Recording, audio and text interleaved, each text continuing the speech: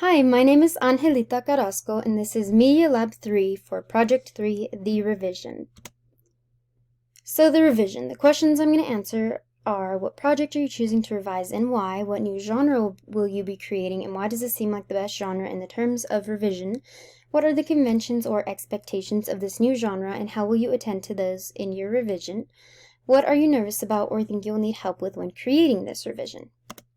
So first off, what project and why? I am choosing to revise Project 1. I want to do this because I'm very familiar with Great Harvest Spread, and I've already done a lot of research on it because I had to for the first project. I also really enjoy Great Harvest Spread, and I would like to make an advertisement for it. What new genre and why is it the best? I want to change the review into an advertisement because it makes the most sense to me, and it's an easy change. I will basically just take out the criticism from Project 1 to create more of an advertisement with mostly positive information for Project 3.